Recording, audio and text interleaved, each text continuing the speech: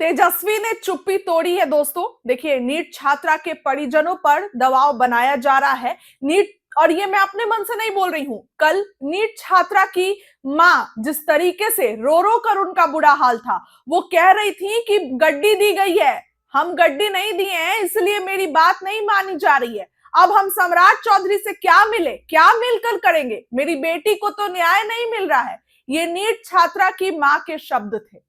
जिस तरीके से पूरा परिवार चक्कर काटते नजर आ रहा है, कभी डीजीपी, कभी सम्राट चौधरी, तो कभी कहीं और। आखिर कब मिलेगा उनकी बेटी को न्याय, ये पूरा बिहार पूछ रहा है कि आखिर नीट छात्रा मामले में किस बड़ी मछली को बचाया जा रहा है। नीट छात्रा मामला बढ़ता जा रहा है। 25 दिन आज हो गए, अब 1 महीना भी हो जाएगा, लेकिन पुलिस ये कहते नहीं थक रही है कि मान लीजिए कि आपकी बेटी ने सुसाइड किया है, मान लीजिए, जबकि लड़की के अंडरगारमेंट्स पर सीमेन मिला, इसके बावजूद पुलिस ये बात कह रही है, तो इससे बड़ा खेल और क्या होगा। अब ऐसे में नेता प्रतिपक्ष तेजस्वी यादव सामने आ गए हैं। क्या कहा है, आप सरकार को देखिए कि बजट सत्र शुरू होने के पहले सरकार सीबीआई जांच की मांग उठा रही है। जब बजट सत्र शुरू होने में 1 दिन है तब। अब तेजस्वी यादव ने इस पर क्या कहा है, ये मैं आपको बताने जा रही हूं। देखिए, तेजस्वी यादव का ट्वीट जरा आप अपनी स्क्रीन पर देखिए। तेजस्वी ने लिखा है, नीट छात्रा के दुष्कर्म और हत्या का अभेदन करने की बजाय बिहार सरकार ने केस को सीबीआई को सौंपने का निर्णय लेकर फिर साबित कर दिया कि बिहार का प्रशासनिक ढांचा भ्रष्ट, अयोग्य, अध्यक्ष और अनप्रोफेशनल है, जो एक बलात्कार और हत्या के केस को भी नहीं सुलझा सकता। पुलिस से अधिक यह बड़बोली एनडीए सरकार के करप्ट और कॉम्प्रोमाइज तंत्र की विफलता है, जिनके करता धरता मंत्री मुख्यमंत्री दिन रात आकाश पाताल से अपराधियों को पकड़ने की डींगे हाँकते हैं। तेजस्वी यहीं पे नहीं रुके, आगे लिखते हैं कि नवरूणा कांड जैसे अनेक मामलों में सीबीआई 12 से 13 वर्षों में आरोपियों को नहीं पकड़ पाई तथा जांच भी बंद कर दी।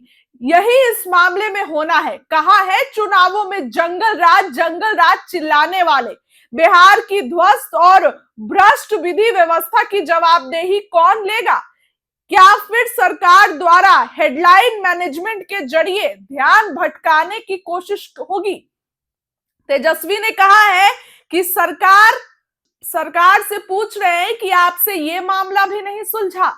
चुनाव के समय तो आप डींगे हाँकते थे, हमारे समय को जंगल राज बताते थे, तो अब क्या हो रहा है। देखिए दोस्तों, तेजस्वी की एंट्री अब इस पूरे मामले पर हुई है। तेजस्वी ने कहा था कि हम मौन रहेंगे, हम कुछ भी नहीं बोलेंगे, लेकिन मामला तुल पकड़ता जा रहा है, मामला बढ़ता जा रहा है। और कल परिजनों की मुलाकात डीजीपी से हुई, उसके बाद परिजन का रो रो कर बुरा हाल था। छात्रा की मां पूछ रही है कि कब इंसाफ मिलेगा, और पुलिस कहती है कि मामला को दबा दो। पुलिस कहती है कि मान लो कि आपकी बेटी ने किया, मैं अपने मन से नहीं बोल रही हूं, ये नीट छात्रा की मां के शब्द थे। इंसाफ की गुहार पूरा परिवार लगा रहा है, लेकिन ये मामला बढ़ते जा रहा है। कब सुलझेगा ये मामला, तेजस्वी पूछ रहे हैं। भाजपा के सांसद कहते हैं कि तेजस्वी आए तो अपराध बढ़ गया। ये सब भाजपा के शब्द हैं। सम्राट चौधरी की SIT fail, police fail. SIT का गठन हुआ था ना, क्यों नहीं मामले का खुलासा हुआ। अब सीबीआई को सौंपा गया है। अब देखने वाली बात होगी कि इस पर भी पूरा मामला क्या होता है, और इस पर भी कब तक चीजें निकलकर सामने आती हैं। परिवार चक्कर काट रहा है, कभी डीजीपी के यहां, कभी सम्राट चौधरी के यहां, तो कभी कहीं और। परिवार को रात में जाकर के डीएनए सैंपल लिया जाता है। ये मैं नहीं, बल्कि लड़की के भाई ने खुद कहा कि रात रात भर हम लोगों को परेशान किया जा रहा है, दबाव बनाया जा रहा है। अब तेजस्वी यादव की एंट्री हो गई है। देखने वाली बात होगी कि अब विपक्ष इस पर क्या, सत्ता पक्ष के लोग इस पर क्या सफाई देते हैं। इस खबर के लिए इतना ही। आपको क्या लगता है, किसको बचाया जा रहा है, कमेंट में राय रखिए। बहुत बहुत धन्यवाद।